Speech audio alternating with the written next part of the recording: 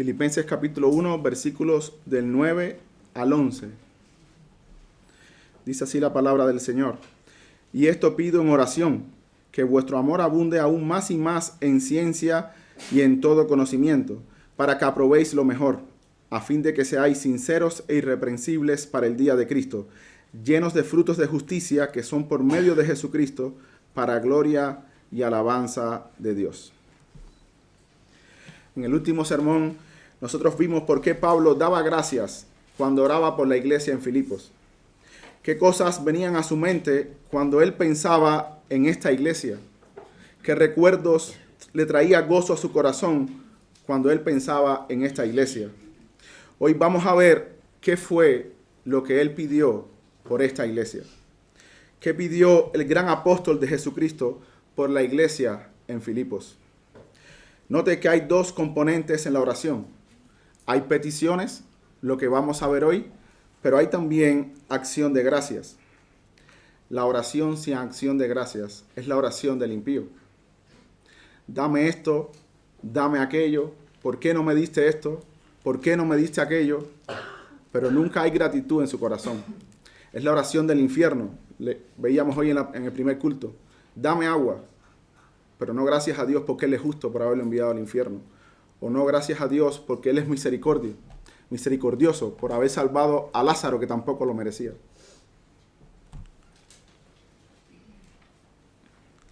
Si estás aquí independientemente si eres creyente o no, si eres pobre o rico, si eres inteligente o simple, talentoso u ordinario, tienes más de lo que mereces.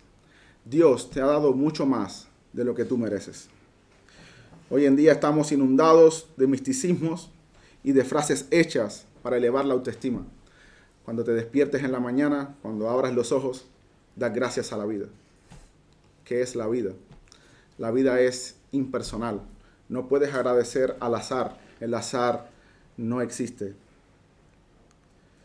Si yo le veo liado con los números en su negocio y le regalo una calculadora, yo espero que tú me agradezcas a mí por lo menos, que no agradezcas al plástico ni a las baterías, o por lo menos a las manos que hicieron estas cosas. Cuando te despiertes en la mañana, no des gracias a la vida, es impersonal. Tu vida está en manos de Dios. Dale gracias a Dios. Pablo dio gracias a Dios por muchas cosas y también tenía una petición.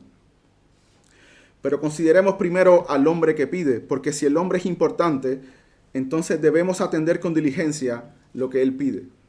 Si el hombre es espiritual, conocedor de las cosas del alma, entonces será mejor que atendamos a sus peticiones para nuestro propio bien.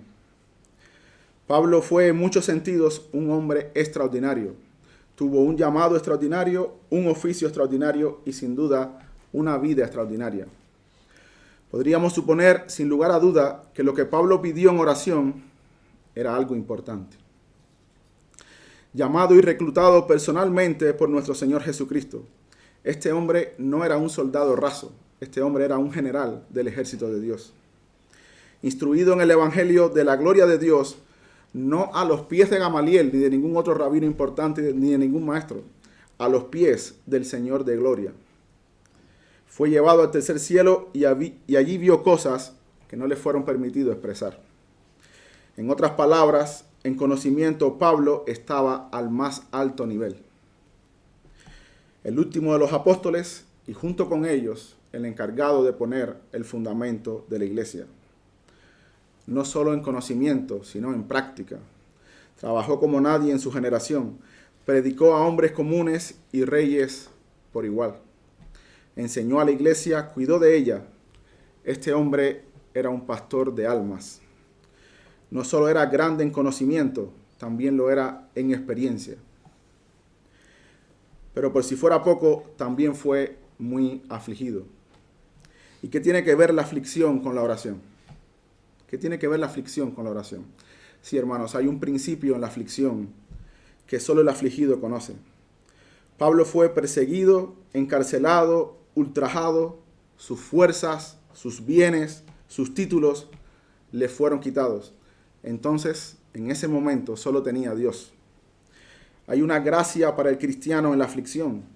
Cuando eres herido en el centro mismo de tu autosuficiencia, no queda otra alternativa que mirar a Dios. Hay un principio bíblico en la aflicción. Decía el salmista, bueno me es haber sido humillado. ¿Para qué? Para que aprenda tus estatutos. La aflicción es un buen maestro. Después de haber sido afligido, Job pronunció estas palabras. De oídas te había oído, mas ahora mis ojos te ven. Pablo tenía un alto conocimiento, la suficiente experiencia para ponerlo en práctica y tenía su posgrado en aflicción también. Cuando este hombre oraba, algo sabía. Sabía lo que había que pedir. Considera esto en primer lugar. El hombre que está orando aquí es espiritual. El hombre que pide en oración, lo que vamos a ver en un momento, debía saber que estaba pidiendo. Pero, ¿qué es lo que pedía Pablo en oración? Vamos a ver que Pablo tiene una petición, pero también tiene un propósito. Tiene en mente llegar al último peldaño de la escalera, pero comienza con el primer paso. Versículo 9, y esto pido en oración, que vuestro amor abunde aún más y más en ciencia y en todo conocimiento. Que vuestro amor abunde aún más y más en ciencia y todo conocimiento. Este es el primer peldaño de la escalera. Ciencia y todo conocimiento. Aunque estas palabras en español no tienen mucha diferencia, en el griego sí se puede diferenciar mejor. La primera palabra griega usada es epignosis y habla de un conocimiento más intelectual o de lo acontecido y real. Pero la segunda palabra en este texto es aitesis y esta hace referencia a un conocimiento moral o discernimiento espiritual. La primera significa conocimiento perfecto o conocimiento pleno, mientras que la segunda puede significar una delicada percepción espiritual. Otra traducción lo hace de esta manera. Y esto pido en oración, que vuestro amor abunde aún más y más en conocimiento verdadero y en todo discernimiento. En conocimiento verdadero y en todo discernimiento. Entonces, cuando decimos ciencia, nos referimos a la palabra de Dios, la fuente de toda ciencia verdadera, la fuente de la verdad. Y cuando decimos todo conocimiento, nos referimos a esa comprensión espiritual, a un entendimiento para aplicar la palabra. Se pudiera decir también una inteligencia espiritual. ¿No hace el pastor así cada domingo? Toma la palabra de Dios, la fuente de toda ciencia verdadera, y la aplica con todo conocimiento o discernimiento espiritual a tu caso en particular. Esta fue la promesa de Dios por boca de Jeremías, que daría pastores que os apacienten con ciencia e inteligencia, con la verdad, con la palabra de Dios y con discernimiento espiritual. Aquí Pablo revela su petición, que abundes en amor aún más y más en esto, en ciencia y todo conocimiento. El amor es central en la vida cristiana. Cualquiera que haya leído un poco el Nuevo Testamento se dará cuenta que el amor es el eje central del cristianismo.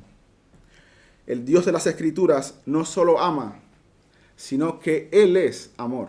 No solamente ama, Él es amor.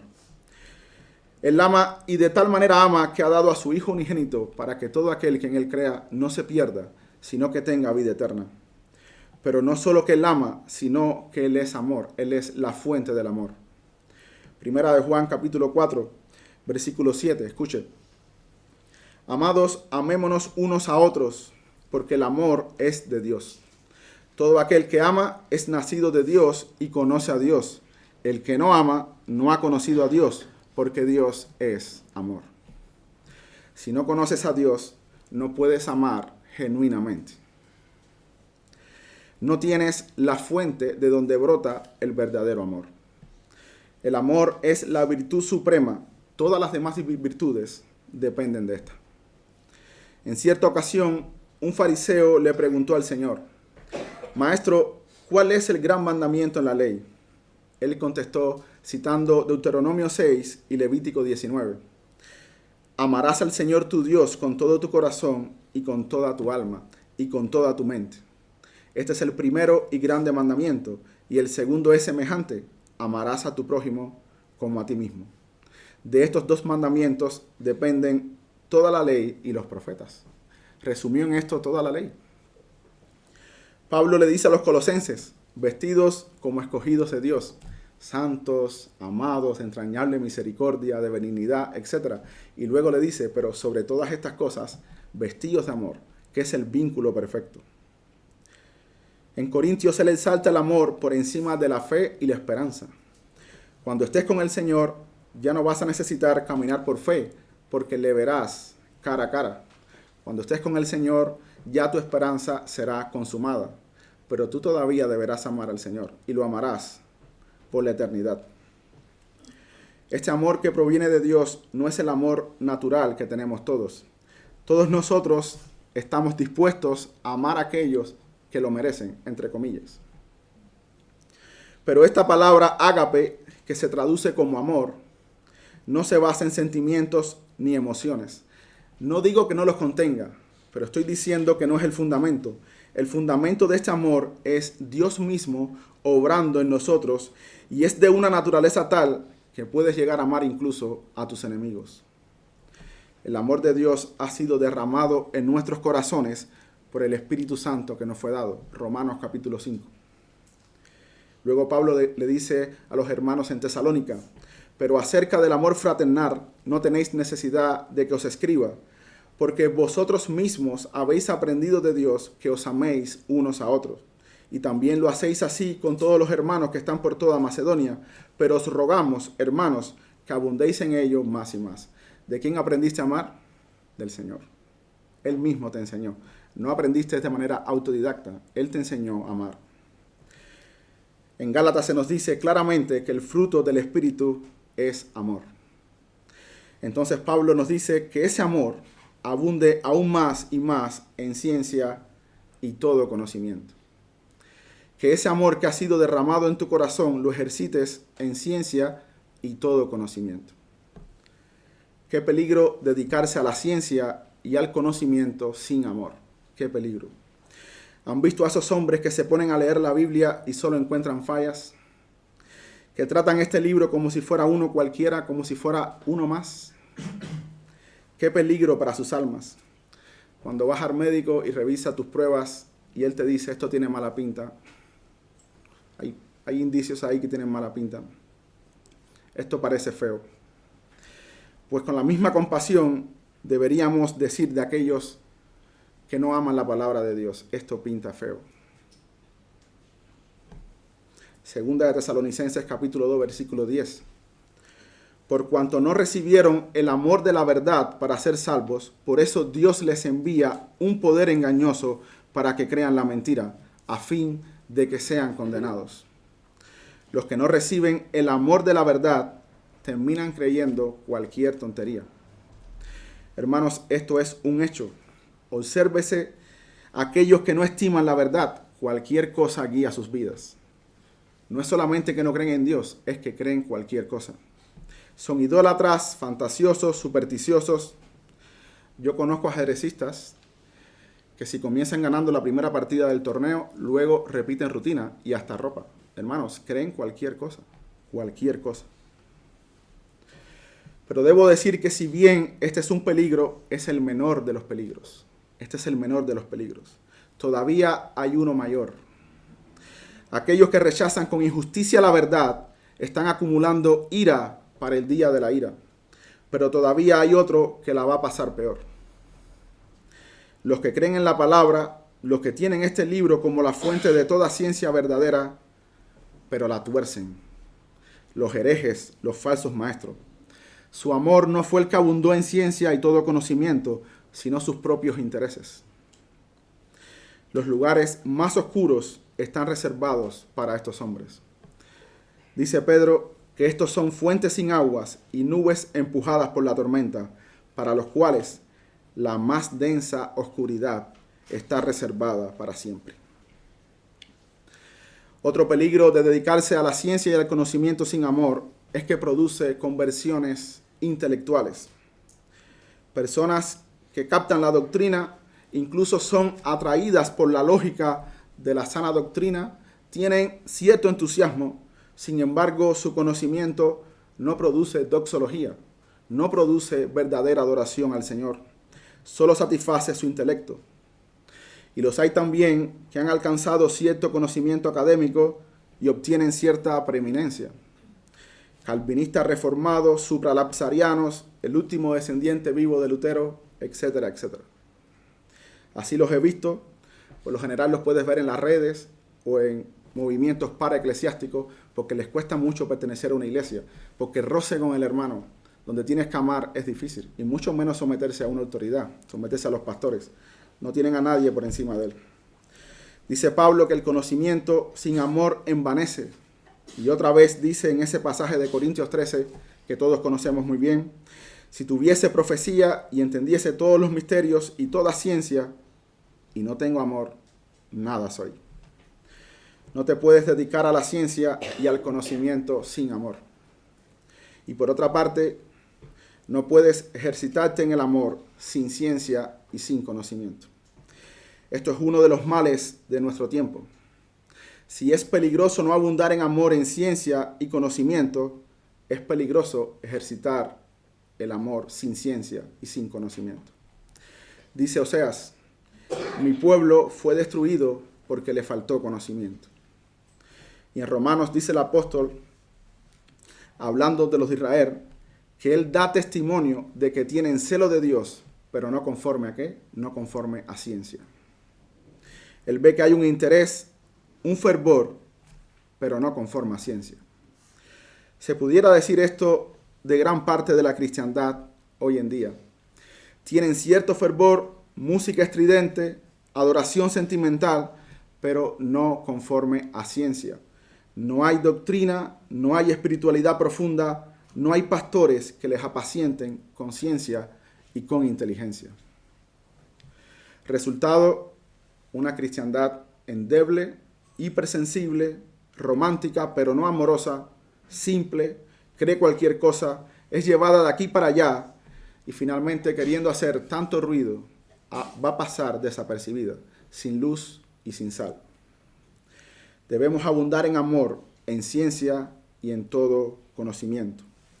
Estos serán los dos remos de tu bote. Si usas solamente uno, avanzarás en círculo como quien ha perdido el rumbo. Ciencia y todo conocimiento, pero abundar en ellos en amor. Una cosa más, dice Pablo, que debemos abundar más y más. El amor es dinámico, no estático. El amor debe crecer, se debe abundar más y más. Dijo el poeta que el amor no se contenta con los sacrificios hechos, sino con los sacrificios que se hacen. Captó un poco el punto. El amor puede disminuir, no es estático, sino dinámico. Han visto que la luna va creciendo y cuando no puede crecer más, ¿qué hace? Decrece. Cierta similitud guarda esto con el amor. Si no estamos abundando más y más en amor, lo estamos disminuyendo. ¿Qué fue lo que el Señor le dijo a la iglesia en Éfeso? ¿Qué tenía en contra de la iglesia en Éfeso? Que había perdido su primer amor, que había dejado su primer amor. Nuestro amor debe abundar más y más en ciencia y todo conocimiento. Esta fue la petición de Pablo. Pero Pablo hace esta petición con un propósito. Y también lo revela aquí, versículo 10. Para que aprobéis lo mejor. Para que aprobéis lo mejor. Es decir, para que tomes buenas decisiones. Piensa en su mente por un momento desde que despertamos. Desde primera hora en la mañana estamos tomando decisiones. Pequeñas, fáciles, pero también difíciles. A corto, mediano y largo plazo. Todas ellas necesitan del conocimiento y del discernimiento. Desde las pequeñas hasta las más difíciles. Piense por un momento un hombre que está buscando trabajo. ¿Qué propuestas tiene? ¿Qué trabajo va a elegir? ¿Qué va a considerar para elegir uno y no otro? Tiene que hacerlo con discernimiento y tiene que hacerlo con conocimiento. Tiene que buscar un trabajo honesto que le dé lo suficiente para proveer para su familia y que interfiera lo menos posible con el día del Señor. Hay muchas más, pero aquí solo 3 características que emanan de la palabra y que nos ayudan a tomar decisiones. El joven que está buscando esposa o una joven que busca esposo, ¿qué pareja vas a elegir? ¿Qué buscas en una pareja? ¿Son tus estándares los del mundo o tus estándares provienen de Dios? ¿Es la belleza lo que te atrae o es su inteligencia, su piedad, su bondad? Padres que están criando hijos, ¿lo hacen en el temor del Señor o son los psicólogos sus maestros? Esta semana le pedí un consejo al pastor sobre la vida práctica, un tema un poco difícil. Cuando respondió lo hizo con un texto para ilustrar ciencia e inteligencia. Hermano, ¿qué tienes para tomar decisiones? Tienes que extraerlo de la palabra del Señor y tienes que hacerlo con discernimiento. Tienes que mirar cómo tomas esa decisión y somos varios los que hemos tenido que emigrar. Pues también encontramos los principios en las Escrituras. No solamente tenemos, sino que debemos sacarlo de las Escrituras. Hermano que está buscando una iglesia para unirse al pueblo del Señor, no escojas una por consideraciones triviales. No tomes esas decisiones a la ligera. Si tuvieras una hija, ¿la dejarías casarse con cualquiera? Tu alma, ¿dejarías que vaya a cualquier iglesia? Toma esta decisión basado en conocimiento verdadero y en discernimiento espiritual. Y no solo este tipo de decisiones trascendentales, sino aquellas más cotidianas. El trato común en nuestra familia, con los hermanos, con los vecinos, con los compañeros de trabajo. Todas ellas están regidas por el conocimiento y por el discernimiento espiritual. Debemos abundar en amor, en ciencia y todo conocimiento. Nunca se dijo, si me amáis, puedes vivir como mejor te parezca. Se dijo, si me amáis, guardas mis mandamientos. Debemos abundar en amor, aún más y más, en ciencia y todo conocimiento, y esto para aprobar lo que es mejor. ¿Con qué fin hacemos esto? Dice Pablo, a fin de que seáis sinceros e irreprensibles para el día de Cristo. Sinceros e irreprensibles para el día de Cristo. La raíz de la palabra, que se traduce como sincero, comunica la idea de poner algo a prueba a la luz del sol. Este significado también coincide con la palabra latina que da origen al término sincero. Señala un comentarista, en la antigua Roma las cerámicas finas eran más bien frágiles y delgadas y muchas veces se fracturaban durante la cocción. Las tiendas sin escrúpulos llenaban las grietas con una cera oscura y resistente que permanecía oculta si se pintaba o barnizaba, pero que se derretía al verter en el utensilio algo caliente. Bajo una luz normal, el engaño era casi imperceptible, pero al llevarlo a la luz del sol quedaba en evidencia, pues la cera se veía más oscura. Los comerciantes respetables solían marcar sus productos sin cera, como garantía de su alta calidad. Al igual que estas piezas de cerámicas que eran expuestas a la luz del sol, para detectar grietas, el creyente verdadero debe exponer su alma a la luz de las Sagradas Escrituras para detectar si hay grietas. Si nos exponemos en amor, si exponemos nuestro amor, nuestras vidas en amor a las Sagradas Escrituras, van a reflejar las grietas que tenemos.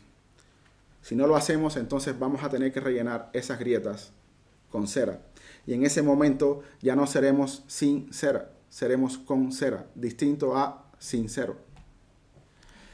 La otra palabra que se traduce como irreprensible, aproskopos, significa sin caída, sin ofensa. Irreprensibles es avanzar en la vida sin fallas morales. Si quisiéramos unir estas dos palabras en una sola, sincero e irreprensible, íntegro sería nuestra mejor opción. Esta palabra abarca aquellas dos. El creyente debe ser íntegro. No solo dedicarse con amor en estudiar la palabra, sino aprobar lo mejor. Si decimos con nuestra boca que este es el camino, pero nuestros pies van en otra dirección, no somos sinceros ni irreprensibles para el día de Cristo.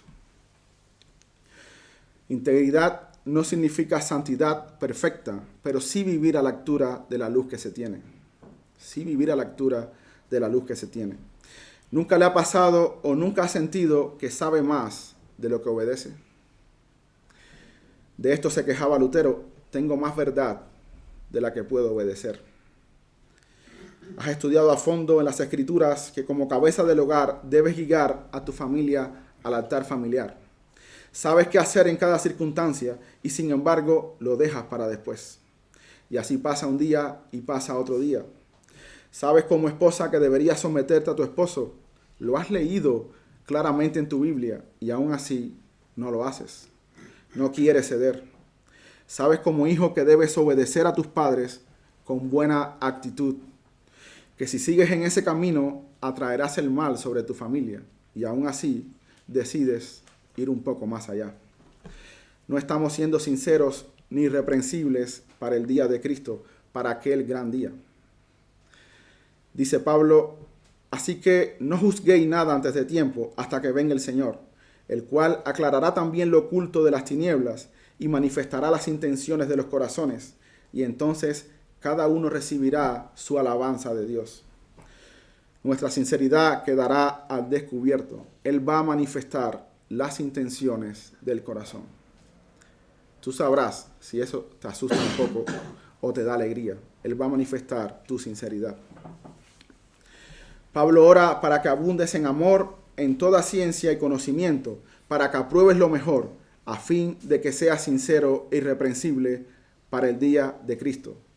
Y ahora añade, llenos de frutos de justicia que son por medio de Jesucristo. Llenos de frutos de justicia.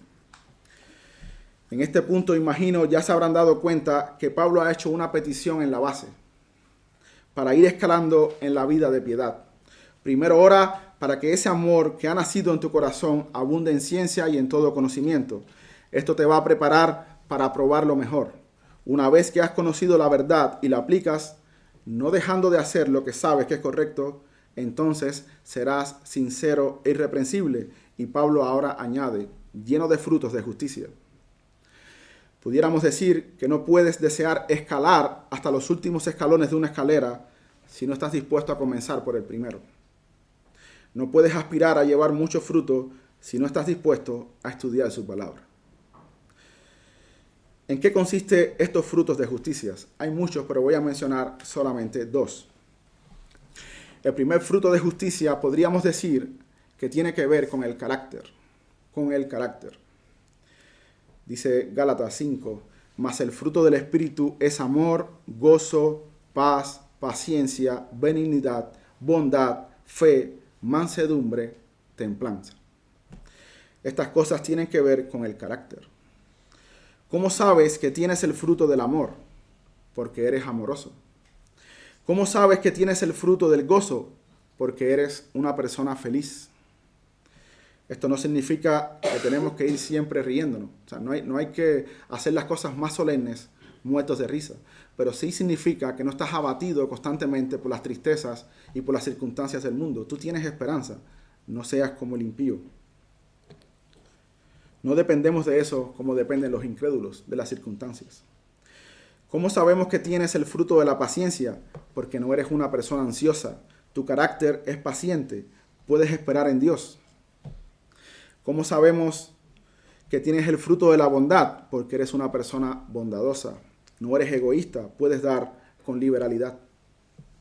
Estas cosas tienen que ver con el carácter. Estar llenos de frutos de justicia tiene que ver, en primer lugar, con las actitudes del corazón.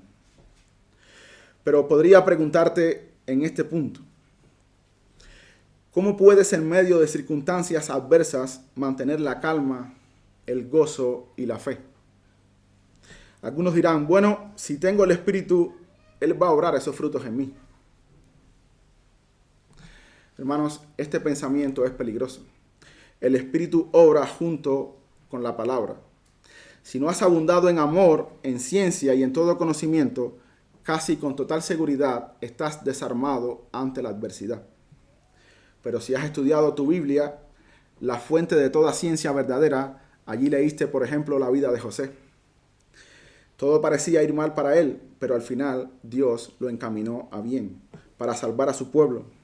Los principios extraídos de historias como esta, el Espíritu Santo lo aplica a tu corazón para ayudarte a pasar la prueba con fe, con calma, en esperanza. Dios lo encaminará bien. De esta manera, el fruto se produce. El Espíritu Santo, aplicando su palabra, y entonces tu carácter es transformado. Cuando viene una tentación, ¿cómo la vences? O ya eres inmune a la tentación. En estos días que te encuentras imágenes inapropiadas casi en cualquier lugar, ¿cómo vences la tentación?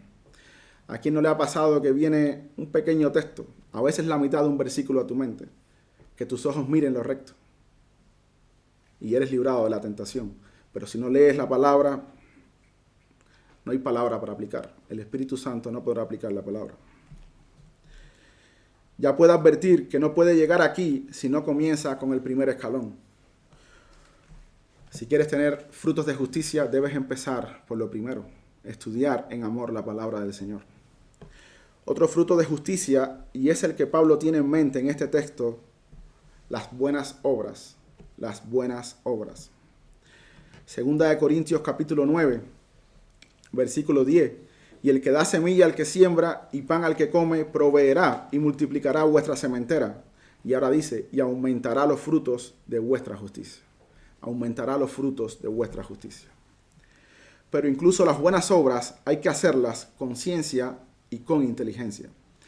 Porque las buenas obras no son aquellas inventadas por los hombres con un fervor ciego o con cualquier pretexto de buenas intenciones, como dice nuestra confesión, sino solamente aquellas que son aprobadas por Dios en su palabra. ¿Qué pasará cuando las buenas obras estén estimulando tu orgullo? Si no has abundado aún más y más en amor, en ciencia y todo conocimiento, no tendrás textos a tu disposición para ayudarte, como por ejemplo, todas nuestras obras de justicia son como trapos de inmundicia delante de Él. O así también vosotros, cuando hayáis hecho todo lo que os ha sido ordenado, decid, siervos inútiles somos, pues lo que debíamos hacer, hicimos. Estos textos pueden ayudarte cuando tu orgullo se levante por tus buenas obras.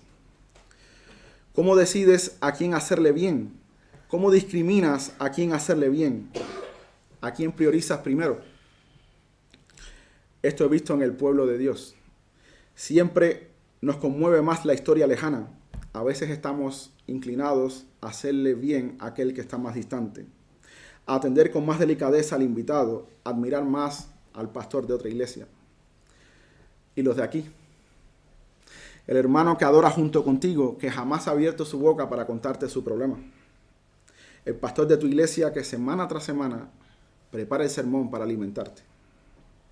Suele pasar, hermanos, que no elegimos muy bien a quién hacerle las buenas obras. Para eso se necesita ciencia y conocimiento. Mira lo que dice 1 de Timoteo capítulo 5.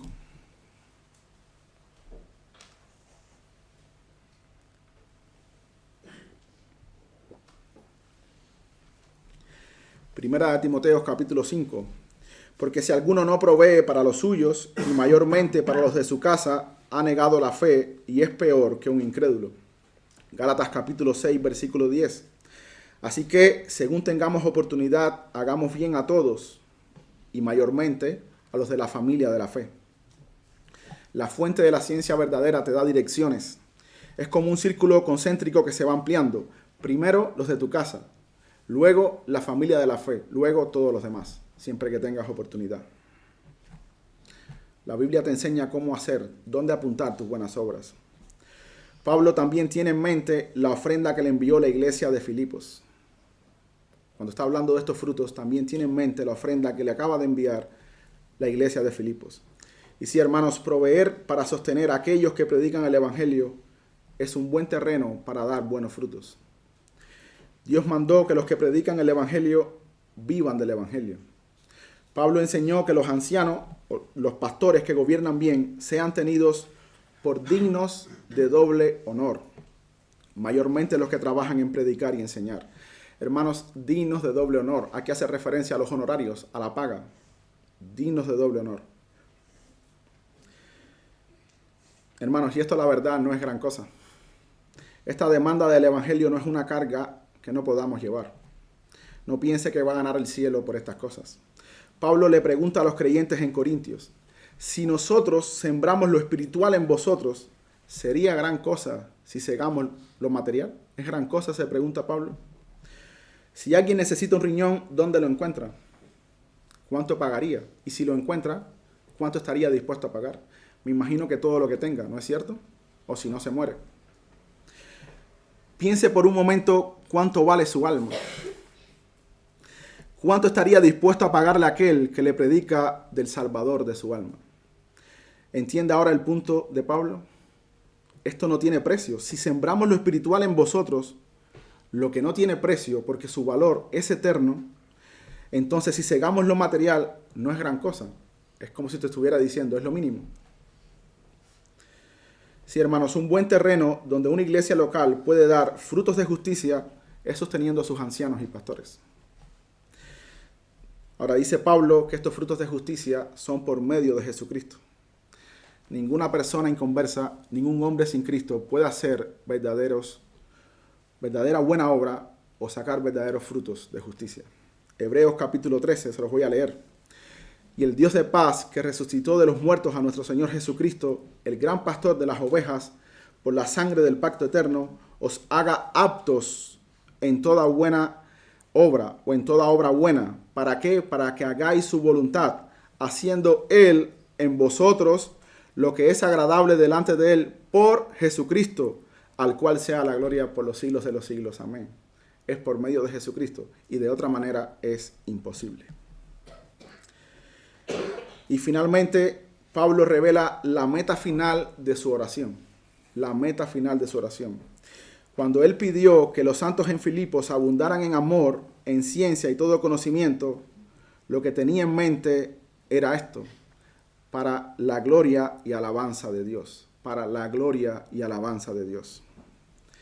Si has estado en una iglesia medianamente sana, habrás aprendido a usar esta frase: para la gloria de Dios, tu gloria, a Dios la gloria, etc. Pero esto es más que una frase hecha. Puedes aprender del Catecismo de Westminster que el fin principal del hombre es glorificar a Dios y gozar de Él para siempre. Pero es más que eso, es más que una declaración intelectual. Déjame ayudarte un poco más a entender esto. A ver si estás dispuesto, si en verdad tú vives para la gloria de Dios. Dice el salmista: porque yo reconozco mis rebeliones y mi pecado está siempre delante de mí. Contra ti solo he pecado y he hecho lo malo delante de tus ojos, para que seas reconocido justo en tu palabra y tenido por puro en tu juicio. ¿Sabe lo que está diciendo el salmista? Castiga mi pecado. Avergüénzame delante de la gente para que tú seas glorificado en tu juicio y en tu castigo. Avergüénzame para que seas tú el glorificado. ¿Estás dispuesto a eso? ¿En realidad vives para la gloria de Dios? ¿Estarías dispuesto a llegar a este punto? Mira al mismo Pablo. ¿Tú crees que Pablo estaba escribiendo esta carta y usa estas frases de manera protocolar? Pablo estaba condenado a muerte y mira lo que dice el versículo 20 del capítulo 21. Conforme a mi anhelo y esperanza de que nada seré avergonzado, antes bien, con toda confianza, como siempre, ahora también será magnificado Cristo en mi cuerpo, o por vida o por muerte. Va a glorificar a Cristo con su muerte. Este hombre no estaba jugando. No debemos leer estas cartas con un espíritu romántico. Los látigos en la espalda no producen poesía, producen gritos de dolor. Pero Dios iba a ser glorificado en su muerte. Él es digno de que se muera por él. La meta de Pablo era que los creyentes en Filipos vivieran de tal modo que glorificaran a Dios. Esa era su meta al pedir lo que pidió. Ahora, ¿qué enseñanza nos deja todo esto? En primer lugar, considera lo que Pablo no pidió. Pablo no pidió por riquezas, ni fama, ni éxito, ni cosas semejantes a esta. Él pidió cosas profundas, que tienen consecuencias eternas. En aquel día, en el día de Jesucristo, deberemos estar llenos de frutos de justicia, no de oro y plata. Estas cosas no tienen sentido. En aquel día deberíamos ser sinceros e irreprensibles, no famosos. Esto da igual. Considera esto lo que él no pidió. En segundo lugar, considera lo frecuente de esta petición en las Escrituras. Lo frecuente de esta petición en las Escrituras. Cuando el Espíritu Santo dice algo una vez, debe ser tomado con toda seguridad como perfecto. Él no puede mentir. Además, su economía de palabras es inmejorable. Sin embargo, algunas cosas, por condescendencia, nos la ha dejado repetida varias veces en las Escrituras. Como debemos leerla toda, nos vamos a recordar esta petición con frecuencia. No vamos a leer los textos, pero les voy a citarlos. Se los voy a citar para que lo estudien en casa. Efesios capítulo 1, versículos del 16 al 18, la misma petición. Efesios capítulo 3, versículo del 14 al 19, la misma petición o semejante a esta. Colosenses capítulo 1, del 9 al 10, la misma petición o semejante a esta. Primera de Corintios capítulo 1, del 4 al 9, la misma petición o semejante a esta. Considera lo frecuente de esta petición en las Escrituras. En tercer lugar, considera la madurez espiritual de Pablo en su oración. Su madurez espiritual. Él quiere que el creyente madure y lleve frutos para la gloria de Dios, pero para llegar a ese punto necesita hacer algo primero. Si un joven corredor de 100 metros quiere ganar la Olimpiada, debe saber que desearlo no es suficiente. No puede poner su esfuerzo en su deseo, sino en su día a día. Cómo aprender mejor la técnica, cómo aprovechar mejor las leyes de la aerodinámica, cómo ganar más fuerza y agilidad al mismo tiempo. Y así, al pasar de los años, a los 4 años, estará listo para ganar la carrera. Pablo apunta a la base, que tu amor crezca en ciencia y todo conocimiento, y estarás listo con el tiempo para vivir completamente para la gloria de Dios. En cuarto lugar, considera la naturaleza misma de la petición. Leíamos en la lectura adicional que Salomón pidió un corazón entendido. Juzgó eso como bueno delante del Señor y el Señor juzgó esa petición recta y se la concedió. Esta es la misma petición de Pablo por los creyentes, que tu amor abunde aún más y más en ciencia y todo conocimiento. Un corazón entendido, un corazón entendido. No es tanto una mente brillante como un corazón entendido. Y esto debe ser en amor. Debe ser en amor. Decía Juan Carlos Raile, una persona humilde y devota encontrará 1000 cosas en la Biblia que el estudiante orgulloso no podrá discernir en absoluto. ¿Qué decía el salmista? En mi corazón he guardado tus dichos para no pecar contra ti. En mi corazón. Debes dedicarte a la fuente de la verdadera ciencia. A la fuente de la verdadera ciencia.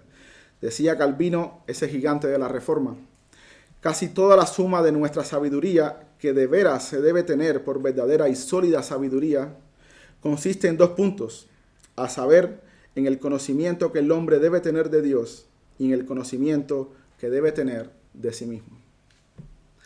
Y en último lugar, y más importante, considera la meta de tus oraciones. ¿Cuáles son las metas de tus oraciones? Debe ser la gloria de Dios. Pregúntate si eso que pides realmente trae gloria a Dios, porque si es así, Él la va a contestar. Las peticiones que Él no responde son las que hacemos para gastar en nuestros propios deleites. Que nuestras peticiones busquen siempre la gloria y la alabanza de Dios. Vamos a orar. Padre, esta también es nuestra petición, darnos un corazón entendido, que podamos dedicarnos al estudio de tu palabra en amor y abundar en ello aún más y más, porque así podemos aprobarlo mejor, porque así seremos sinceros e irreprensibles para el día de Cristo, porque así seremos o estaremos llenos de frutos de justicia que al final van a redundar para tu gloria. Aquella oración que Pablo hizo a la iglesia de Filipos, esa petición que hizo por la iglesia de Filipos es también la nuestra. Concédenos en tu gracia. Te lo pedimos de parte de Cristo nuestro Salvador. Amén.